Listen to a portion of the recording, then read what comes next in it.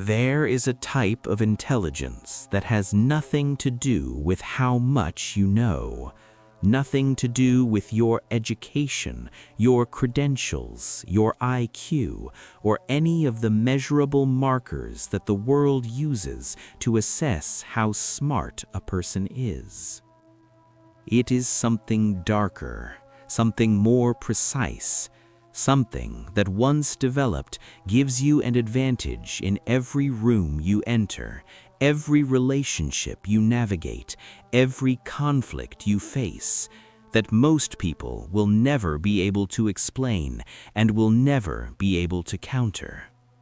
It is the intelligence of someone who sees clearly what others cannot afford to see, who thinks without the distortions that cloud almost every mind that has not done the specific, difficult, completely private work of removing them.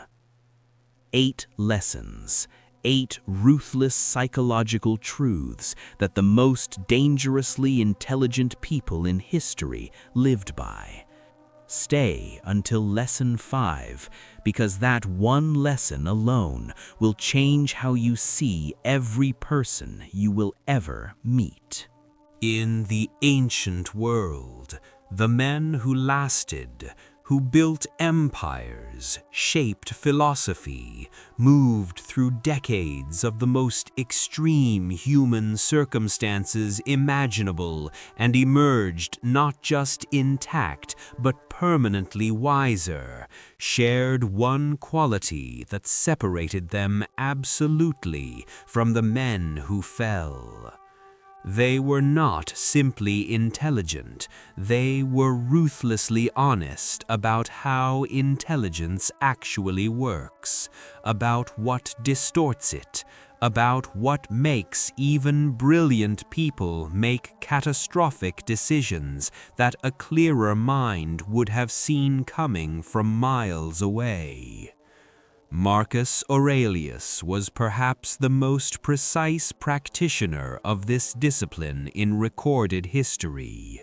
He had every resource available to a human being: power, wealth, education, the finest minds of his era as his personal teachers. And yet what he returned to every single morning, before the day could reach him, before the noise could begin, was not strategy, not intelligence in the conventional sense.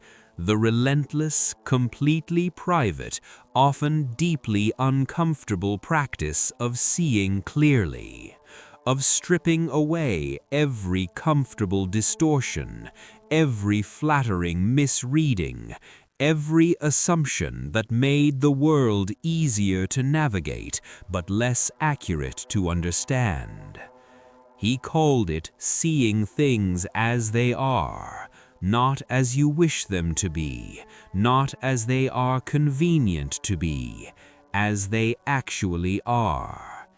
And that practice, that single, difficult, never completed practice, is the foundation of everything we are going to discuss today. The first lesson that makes a person dangerously smart is understanding that most thinking is not thinking, it is recognition. The human brain processes the vast majority of information not through careful analysis, but through pattern matching. It takes what it encounters, compares it to patterns it has seen before, and assigns a category, a meaning, a response, in a fraction of a second, before conscious thought has had any opportunity to intervene. This is not a flaw. For most of human history, it was survival. The ability to recognize a threat pattern before you had consciously processed what you were seeing was the difference between life and death. But in the modern world, in relationships, in decisions, in the navigation of complex human situations. This same mechanism becomes the primary source of intelligent people making unintelligent decisions, because the patterns you are matching against are not necessarily accurate. They are simply familiar. They are built from your specific history, your specific fears, your specific experiences, not from the actual nature of what is in front of you. And the confident, completely unconscious certainty with which the brain assigns familiar categories to new situations is the mechanism behind almost every significant intellectual error that intelligent people make. Marcus Aurelius practiced what modern cognitive scientists would call metacognition, thinking about thinking. He would examine his own first response to a situation not as information about the situation, but as information about his mind. What pattern has my mind just matched this to? Is that pattern actually accurate here?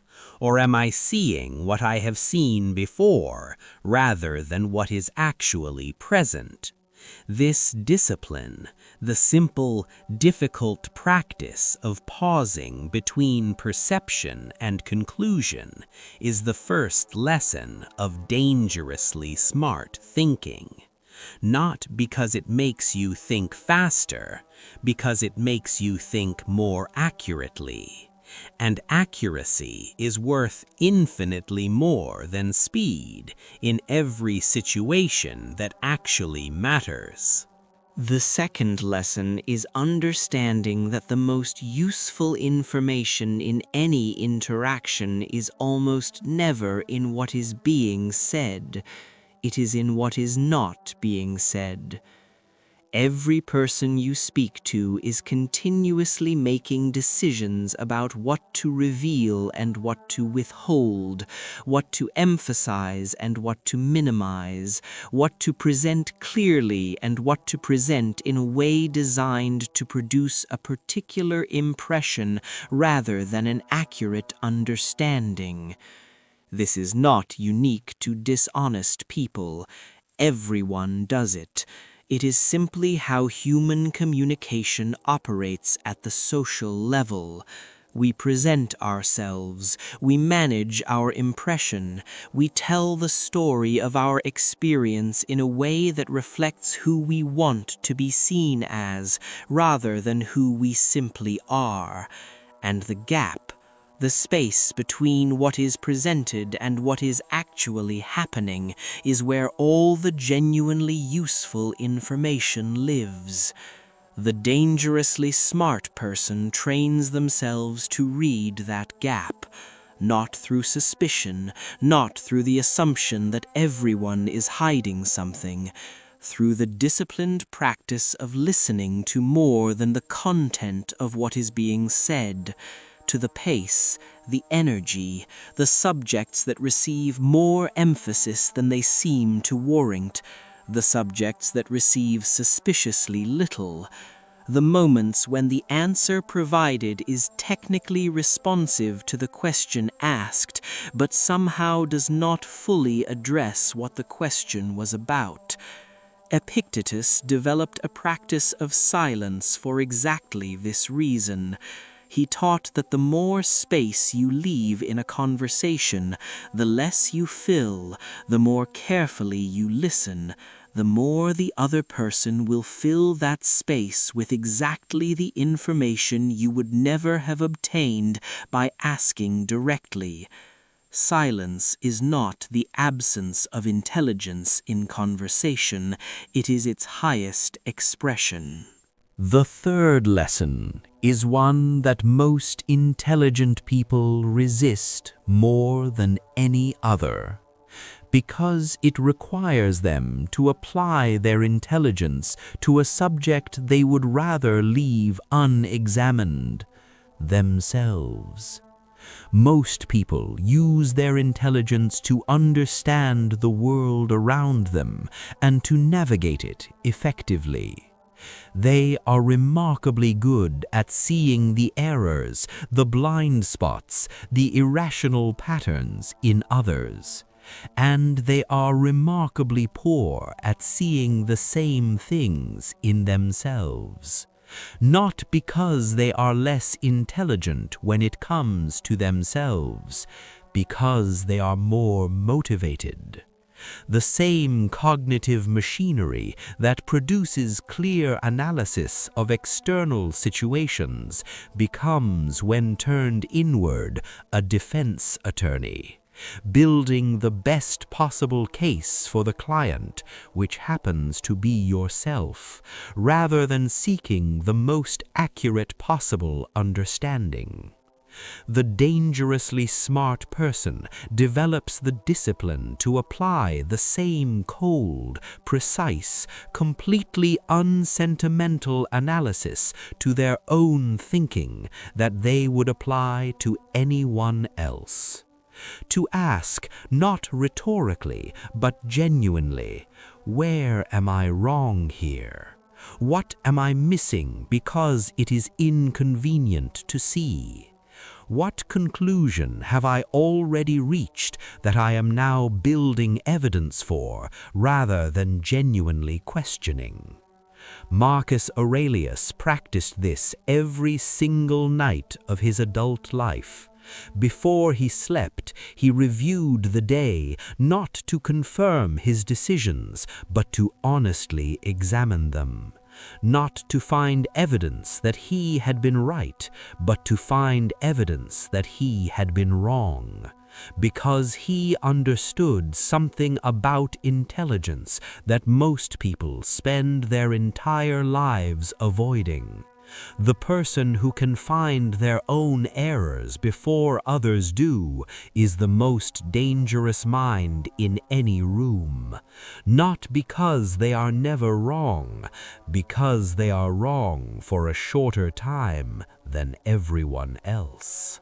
The fourth lesson is that most conflict is not about what it appears to be about.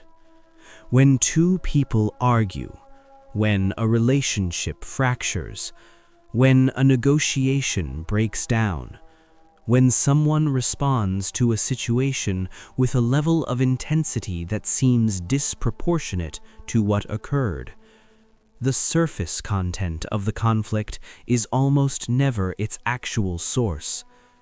The intelligent person who addresses the surface will resolve the surface, and will be genuinely confused when the same conflict emerges in a different form 3 weeks later, because nothing was actually resolved. The surface was managed, the source was untouched. The dangerously smart person trains themselves to look beneath, to ask not what is being said, but what is actually happening here. What need is not being met? What fear is not being acknowledged? What earlier history is this current situation being filtered through? This is not soft thinking. This is the most ruthlessly practical kind of thinking available. Because the person who understands the actual source of a conflict holds an informational advantage over every person who is still arguing about the surface. They know where the lever is, and they can choose, with complete deliberateness, whether to use it, to address it directly, or to simply withdraw from a situation whose actual dynamics they now understand clearly, and can choose not to engage with. Marcus Aurelius demonstrated this in every significant political conflict of his reign. He rarely responded to what was presented. He responded to what was actually happening. and the difference between those two things gave him an advantage that none of his opponents were equipped to counter. The fifth lesson, the one I promised you, is the one that permanently changes how you see people. Every person you meet is operating from a story they have told themselves about who they are and why they do what they do. This story is not false, but it is incomplete. It contains the information that the person is conscious of and willing to acknowledge, and it excludes the information that is operating beneath consciousness. The fears they have not named, the wounds that are still fresh enough to shape behavior, but old enough to have been reframed into something more acceptable. The needs that are driving decisions they genuinely believe are being driven by logic. The dangerously smart person looks at the behavior, not the explanation for the behavior, not the story the person is telling about their own behavior, but the behavior itself, and asks what story would explain this behavior if the person telling it was someone else. Not someone worse, someone simply seen from the outside, without the self-justifying narrative, just the pattern, just the choices, just the consistent way that a person responds to the world when they do not know they are being observed. This discipline does not produce cynicism, it produces clarity.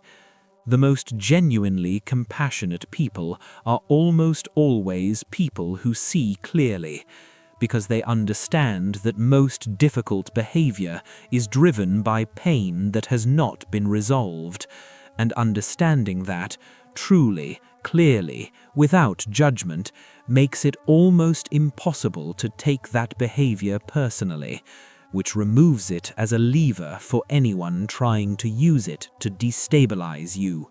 The sixth lesson is that your attention is finite, and almost everyone around you wants more of it than you can give.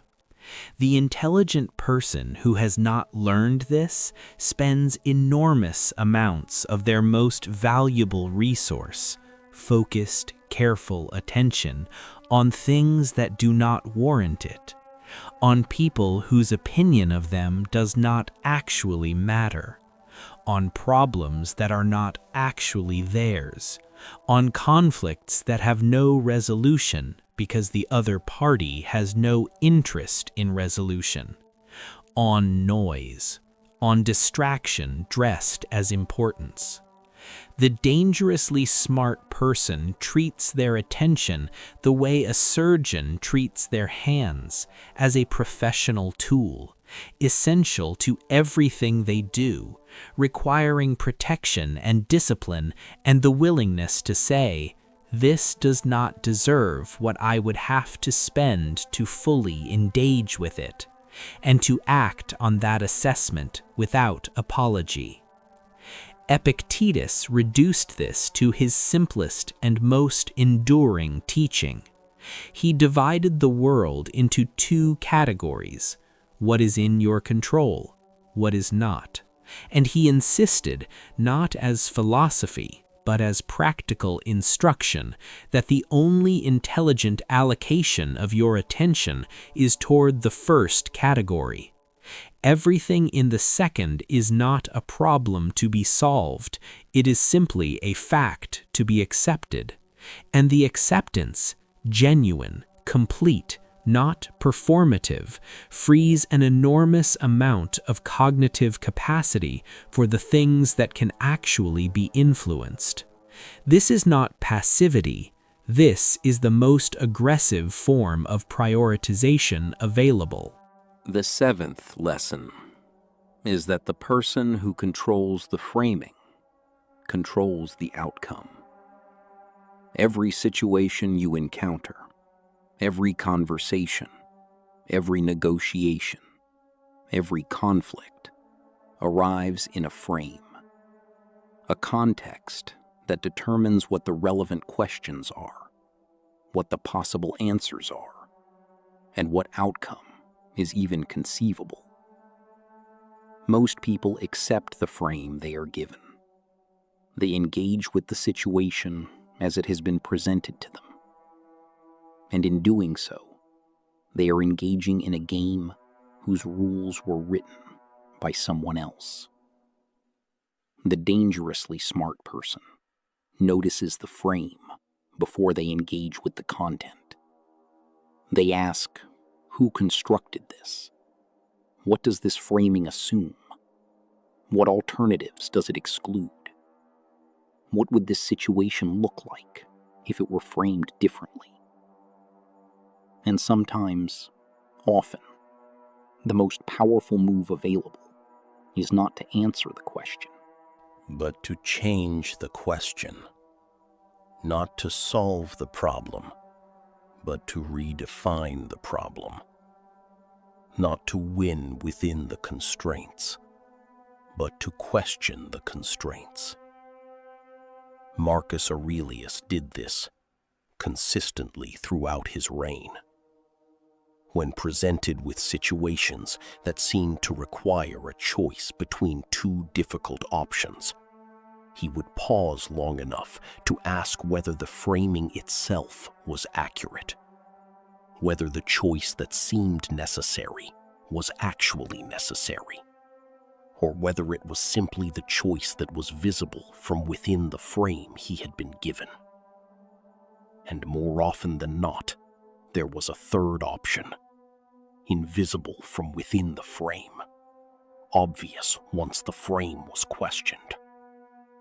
The eighth and final lesson is the one that makes all the others sustainable. Without it, the 7 lessons we have covered are interesting ideas that will not survive the first serious pressure test. With it, they become a permanent feature of how you see and move through the world. The 8th lesson is this: genuinely accept that you are always partially wrong, not as a performance of humility, not as a social strategy, as the actual lived, completely internalized recognition that your current understanding, however carefully constructed, however honestly arrived at, is incomplete, contains errors, will need revision, is the best available map of a territory that is always more complex than any map can capture. The person who believes they have finally arrived at an accurate understanding stops learning, stops looking, stops asking the questions that would reveal what they are still missing. The dangerously smart person maintains what Zen philosophy calls beginner's mind, the willingness to encounter even familiar territory as if seeing it for the first time, To hold their conclusions as working hypotheses rather than settled facts. To be genuinely interested in evidence that contradicts what they already believe, rather than threatened by it. Marcus Aurelius expressed this in perhaps the most direct form it has ever taken. He wrote, "If someone is able to show me that what I think or do is not right, I will happily change, for I seek the truth by which no one ever was truly harmed." It is the person who persists in their own self-deception and ignorance who is harmed. This is the 8th lesson, and it is not a destination. It is a practice. The practice of remaining genuinely open to being wrong, permanently, in every situation, about everything, and doing that not from weakness, but from the understanding that it is the only orientation that keeps the mind genuinely dangerous. Subscribe to Dark Stoic. Every single week, we go exactly this deep into the psychology of how the most powerful minds in history actually operated. This is only the beginning. Subscribe and begin building the mind that sees what others cannot.